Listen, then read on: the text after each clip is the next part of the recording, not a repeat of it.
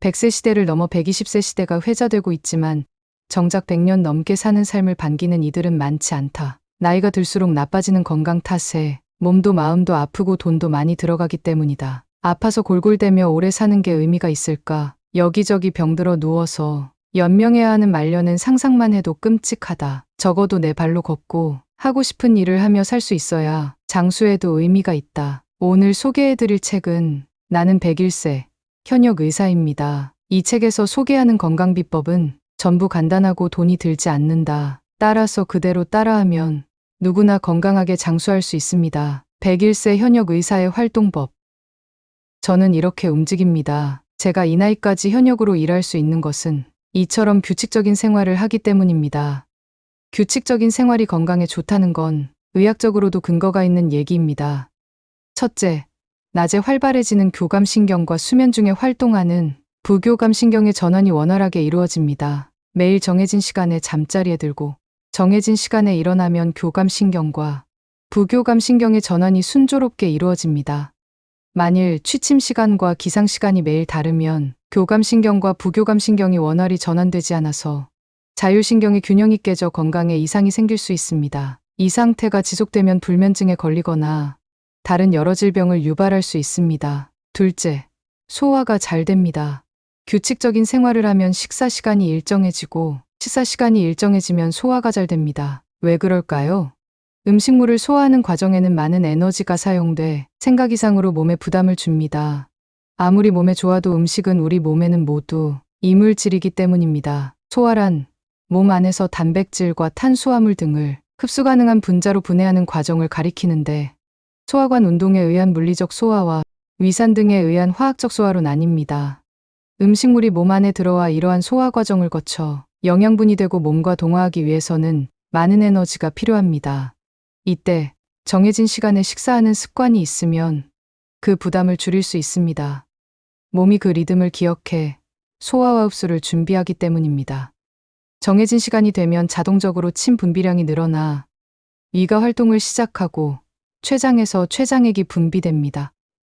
반대로 불규칙한 식사는 갑자기 액셀러레이터를 세게 밟아 시동을 거는 것과 같은 부담을 몸에 주는 셈입니다. 가끔은 일이 바빠서 식사를 거르거나 엉뚱한 시간에 식사를 하는 경우도 있을 텐데 불규칙한 식사를 지속하면 아무리 건강에 좋은 것을 먹어도 몸에 나쁜 영향을 줍니다. 먹고 싶을 때 먹고 싶은 만큼 먹고 밤을 새거나 늦잠을 자는 생활을 반복하면 아무리 몸에 좋은 것을 먹어도 효과가 떨어집니다. 규칙적인 식사와 수면은 건강하게 오래 사는데 필수적인 습관입니다. 매일 15분 일광욕을 합니다. 일광욕의 효용으로는 다음에 5가지를 들 수 있습니다. 첫째, 생체 시계를 바로 잡는 효과가 있습니다. 생체 시계의 주기는 하루로 낮에는 교감신경의 작용을 높여 몸의 활동 에너지를 활발하게 하고 밤에는 부교감신경의 활동을 높여 휴식 상태로 있습니다. 이 생체 시계가 바르게 작동하면 호르몬 분비, 체온 조절 같은 몸의 기본적인 작동도 안정됩니다. 생체 시계가 바르게 작동하려면 햇빛이 반드시 필요합니다. 특히 아침에 햇빛을 보는 것이 중요합니다. 생체 시계가 어긋났다고 느끼는 사람은 아침에 일찍 일어나서 5분이라도 햇빛을 쬐어보세요. 그렇게 하는 것만으로도 어긋났던 생체 시계가 조정됩니다. 둘째, 일광욕에는 세로토닌의 기능을 활발하게 하고 분비량을 늘리는 효과가 있습니다. 세로토닌은 감정과 기분을 조절하는 등 정서 안정에 깊이 관여하는 물질입니다. 최근 우울증과 불면증으로 힘들어하는 사람이 많은데 그런 사람은 세로토닌 분비량이 평균보다 낮아져 있다는 연구 결과가 나왔습니다. 이를 개선하기 위해서는 일광욕으로 세로토닌의 분비를 늘리는 것이 중요합니다. 또 세로토닌이 부족하면 기억과 학습 등의 인지 기능이 저하될 수 있습니다. 이를 막기 위해서도 일광욕이 꼭 필요합니다. 햇빛을 보는 것으로 치매 증상이 개선되었다는 전문가의 보고도 있습니다. 셋째, 일광욕에는 비타민 D를 합성하는 효과가 있습니다. 노화를 막는 비타민으로 알려진 비타민 D는 뼈 형성에 사용되는 칼슘과 인의 흡수를 도와줍니다. 사람은 누구나 나이가 들면 골밀도가 낮아지는데 골밀도가 높은 튼튼한 뼈를 유지하려면 일광욕이 반드시 필요합니다. 특히 여성은 호르몬의 영향으로 남성보다 골다공증에 걸리기 쉽습니다. 그런데 검버섯과 주름을 의식해 햇빛을 피하는 경향이 있어서 골다공증에 걸릴 확률이 더 높으므로 주의해야 합니다. 넷째, 일광욕은 대장암과 위암 등의 소화기계암을 예방해줍니다. 햇빛을 쬐면 체온이 올라 혈액순환이 좋아지고 면역 기능도 활발해지기 때문입니다. 암에 걸린 사람은 체온이 낮아 체내순환이 나쁜 상태가 됩니다. 체온이 낮을수록 면역력이 떨어져서 39.3도 이상이면 사멸한다는 암세포의 활동이 활발해집니다. 실제로 일조량이 적은 지역에 사는 사람은 대장암과 위암 등의 소화기계 암에 걸리는 비율이 높다고 합니다. 매일 30분 산책을 합니다. 나이가 들면 쉽게 지치고 다치기 쉬워서 밖에 나가는 것을 겁내기 마련입니다. 그래서 집안에만 있는 사람이 적지 않습니다. 그러나 집안에만 있고 밖에 나가 걷지 않으면 필연적으로 하체가 약해집니다. 특히 고령자의 경우 약화 속도가 매우 빠르다는 게 문제입니다. 하체가 약해지면 얕은 턱에도 발이 걸려 넘어지기 쉽습니다. 그렇게 되면 그게 무서워 더욱 밖에 나가는 것을 피하는 악순환에 빠집니다. 고령자가 누워 지내게 되는 계기의 대부분은 낙상으로 인한 골절입니다. 골절로 오랜 기간 침대에서 안정을 취하다 보면 하체 근육이 순식간에 약해져 생각대로 걸을 수 없게 됩니다. 그렇게 되면 열심히 재활치료를 받는 수밖에 없습니다. 몸의 상태에 따라서는 재활치료만으로는 원래대로 돌아갈 수 없는 경우도 있습니다. 그만큼 고령자의 낙상사고는 치명적입니다. 따라서 나이가 많을수록 하체가 약해지는 것을 막기 위해 딱히 볼 일이 없어도 산책을 하는 등 적극적으로 집 밖으로 나가서 걸어야 합니다. 과한 운동은 하지 않습니다.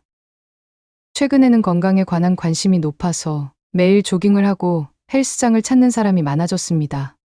적당히 몸을 움직이는 것은 몸에 좋지만 운동에 집착하면 앞서 말한 대로 오히려 몸에 좋지 않은 영향을 끼칩니다. 그러니 운동을 하면 쉬어야 합니다. 따뜻한 물로 몸을 씻고 충분한 수면을 취하고 영양가 있는 음식을 섭취하며 몸을 기분 좋게 쉬게 해주어야 합니다. 잘 쉬는 것이야말로 오래 사는 비결입니다. 채소를 통해 활성산소를 줄입니다. 채소를 많이 섭취하는 데는 여러 가지 장점이 있습니다. 첫째, 채소에는 암, 고혈압, 뇌졸중, 심근경색 같은 성인병을 예방하는 영양소가 풍부하게 들어 있습니다. 둘째, 몸을 녹슬게 하는 활성산소를 줄이는 효과가 있습니다. 일과 인간관계로 스트레스를 받고 식품 첨가물이 든 가공식품을 많이 섭취하면 활성산소가 증가하는데 현대인의 생활이 딱 그렇습니다. 활성산소가 증가하는 환경에서 생활한다면 그것을 줄이는 방법을 적극적으로 취해야 합니다. 채소 중에는 활성산소를 줄이는 항산화 성분이 들어있는 것들이 많습니다. 항산화 성분에는 비타민C, 비타민 E, 카로티노이드, 폴리페놀 베타카로틴 등이 있습니다. 비타민C는 브로콜리, 파슬리, 파프리카, 비타민 B는 견과류, 깨, 올리브 오일에, 카로티노이드는 시금치, 호박, 베타카로틴은 당근, 호박, 화합물은 양파, 부추, 양배추, 브로콜리 등에 많이 들어 있습니다. 또 폴리페놀은 레드와인, 블루베리, 코코아 등에도 많이 함유되어 있습니다. 셋째, 채소는 많은 양을 먹어도 칼로리가 낮습니다. 다이어트 식단이 채소 중심으로 이루어지는 이유가 바로 여기에 있습니다. 식사를 할 때 채소의 비율을 높이면 비만과 당뇨병 예방에 도움이 됩니다. 매일 고기를 먹습니다. 건강하게 오래 사는 사람의 식습관을 살펴보면 두 가지 공통점이 있습니다. 하나는 채식주의를 고집하는 사람이 거의 없다는 점입니다. 물론 채소는 다른 사람보다 2배 더 섭취하지만 고기나 생선 등의 단백질원도 많이 섭취한다는 말입니다. 80세에서 90대의 고령에도 두툼한 스테이크와 돈가스를 일주일에 2번 먹는 사람도 있습니다. 또 하나는 음식을 천천히 꼭꼭 씹으면서 충분한 양을 섭취한다는 점입니다. 즉, 먹는 것을 즐기는 사람이 많습니다. 이런 사람들을 보면 최근 주목받는 소박한 식사가 대체 몸에 얼마나 좋을까 의문이 듭니다. 소박한 식사는 기본적으로 동물성 단백질의 섭취를 줄이는 식사 방법입니다. 육류 섭취는 줄이거나 끊고 그만큼 어패류를 먹습니다. 채소와 산나물을 많이 먹고 된장국, 장아찌 등의 발효식품 섭취를 매일 거르지 않습니다. 매일 물 2리터를 마십니다. 저는 수분 섭취에 상당히 신경을 쓰는 편입니다. 기상 시, 취침 전, 휴식 시간, 산책 전후, 목욕 전후 등 자주 수분을 보충해서 하루 2리터를 마시고 있습니다. 제가 수분 섭취를 의식하는 것은 물이 몸에 중요하다는 인식을 갖고 있기 때문입니다. 수분이 부족하면 혈액순환이 나빠져 신진대사 작용이 떨어지거나 심근경색과 뇌경색, 열중증 등의 원인이 됩니다. 이를 예방하고 몸속 노폐물을 배출하기 위해서 자주 수분을 보충해야 합니다. 가공식품을 먹지 않습니다. 마트, 편의점, 음식점이 많은 도시와 편의점. 음식점은 적지만 신선한 채소, 생선을 저렴하게 구입할 수 있는 시골 중에 어느 쪽이 건강한 식생활이 가능할까요? 아마 후자일 것입니다. 마트와 편의점에서는 식품 첨가물을 많이 사용한 냉동식품과 도시락 같은 가공식품을 주로 팝니다. 또 도시에서는 외식이 작기 마련이고 외식을 자주 하면 영양적으로 균형 잡힌 식사를 하기 어렵습니다. 당연히 몸에 좋지 않지요. 몸에 좋은 식사를 하려고 의식하면서도 몸에 좋지 않은 음식을 빈번히 섭취하면 몸에 좋은 음식을 먹는 효과는 절반으로 감소합니다. 즉, 건강한 식생활을 위해서는 영양적인 균형뿐만 아니라 식품 첨가물과 농약을 섭취하지 않도록 조심하는 것도 중요하다는 점입니다.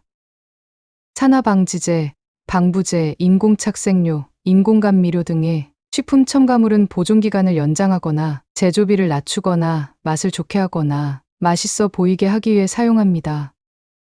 그러나 식품 첨가물 중에는 발암성 물질이 들어있는 것이 적지 않고 이러한 물질은 대부분 체내에서 활성산소를 늘리는 요인이 됩니다. 저는 89세에 간암으로 죽을 뻔했습니다. 암은 세포의 기능 저하와 노화로 인해 발생하고 증식합니다. 그런 의미에서 암은 노화의 일종이라고 할 수 있습니다.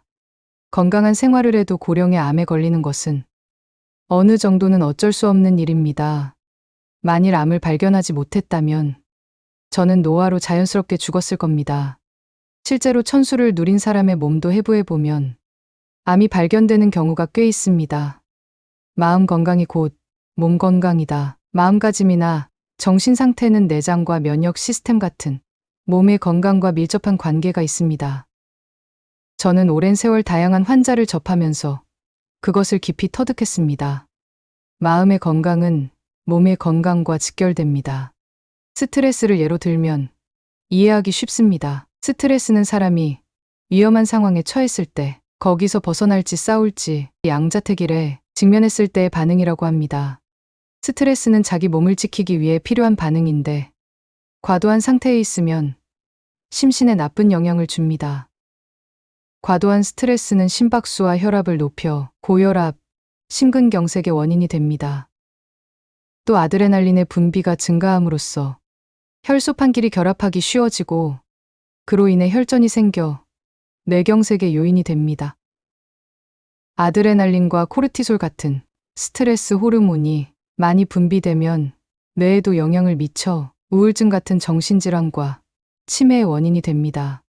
또 스트레스에 지속적으로 노출되면 심신을 쉬게 하는 부교감 신경이 충분히 기능하지 못해서 자율신경 실조증과 과민성 대장증후군, 십이지장 궤양이 생길 수 있습니다. 무엇보다 심한 스트레스에 장기적으로 노출되면 면역력 저하로 바이러스성 질병에 걸리기 쉬울 뿐 아니라 암의 요인이 될 수 있습니다. 2차 세계대전 이후 암으로 인한 사망률이 높아진 배경에는 기대 수명이 늘어난 요인도 있습니다. 나이가 들수록 암세포 발생 확률도 높아지기 때문이지요. 젊은 세대의 암 발생률이 낮은 것은 활발한 면역세포가 암세포를 억제하기 때문입니다. 암 수술을 한 뒤로 저는 식사와 운동 등의 생활 습관을 다시 돌아보고 더욱 신경 쓰게 되었습니다. 그 덕분인지 매해 2회씩 받는 정밀 검사에서 현재까지 재발이나 전이는 발견되지 않았고 컨디션도 양호합니다.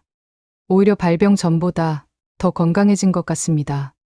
이 나이까지 매일 일할 수 있는 것은 암에 걸린 경험 덕분에 이전보다 더 건강한 생활을 하게 되었기 때문입니다. 건강과 장수는 모든 사람들의 바람인데요. 하지만 건강을 챙기기 쉽지 않죠. 게다가 인터넷과 TV에는 너무나 많은 건강 정보가 넘쳐나서 나에게 맞는 정보를 선택하기 쉽지 않죠. 본인의 건강으로 증명한 101세 현역 의사의 간단하고 따라하기 쉬운 건강 비결들. 오늘부터 나에게 맞는 것부터 하나하나 적용해 보시는 건 어떨까요? 오늘 준비한 내용은 여기까지입니다. 오늘 내용이 도움이 되셨다면 구독과 좋아요 부탁드리며 소중한 분들께 많은 공유 부탁드립니다. 항상 건강하세요. 감사합니다.